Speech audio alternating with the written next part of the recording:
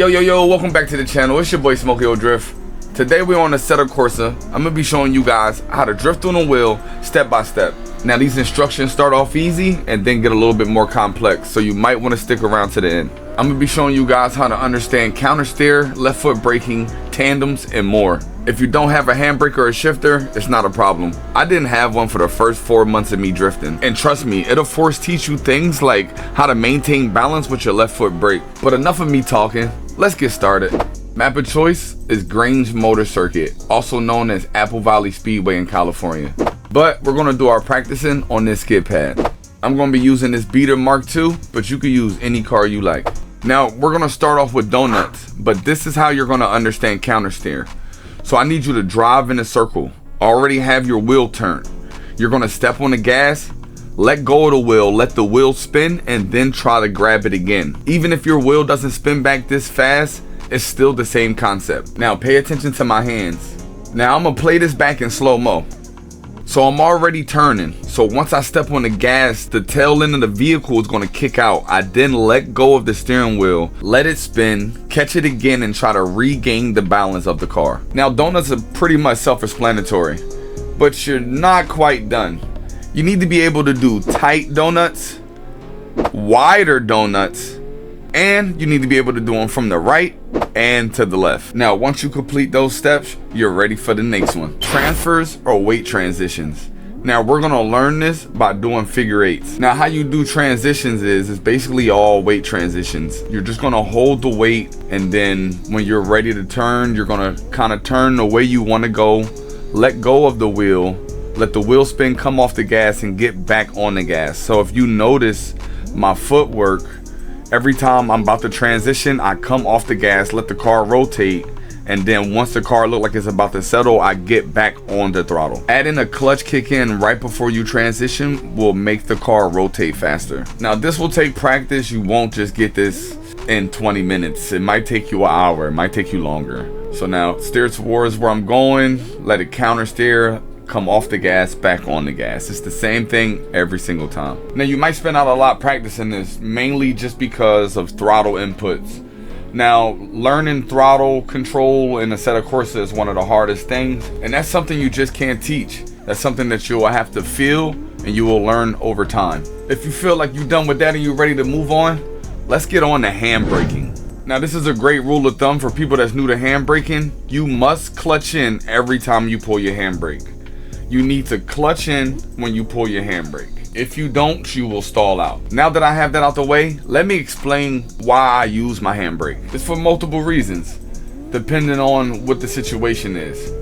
Most of the time I use the handbrake right before I come into a turn to slow me down so I can get the right amount of speed, the right angle. Other times I might come up short on a turn and have to hold the e-brake longer just so I can get enough angle to make the turn. Now hairpin turns are very hard, and without an e-brake it'd be even harder. So those are a few reasons when and why I use my handbrake. I get asked that question a lot on the live stream, so I thought I'll just break it down for you guys. If you think you're done with handbraking, let's get into the manji.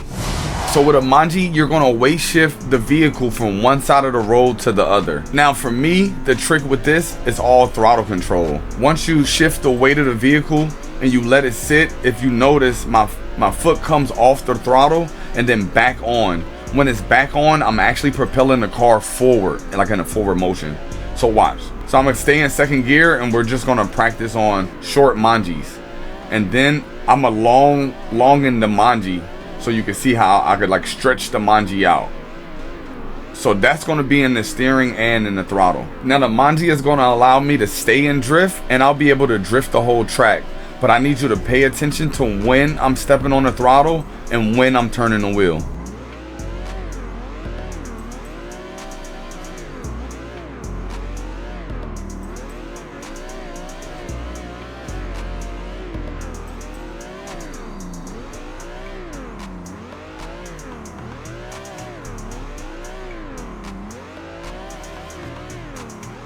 Now once you get that down, it could look a little something like this.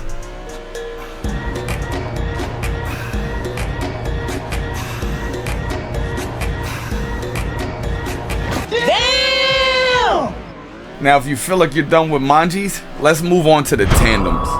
Now this is the clutch kickers map with AI drifters. Yes, AI, so you can practice drifting 24/7. This is how you're going to get good with tandems. We're going to be using the Gravy Garage Mark II JZX90. Now that we're finally into tandems, we're going to talk about the most important thing, left foot braking. This is going to help you keep your proximity, also stabilize the car more. And also the left foot brake can kind of drag your position back so you can stay in the pocket.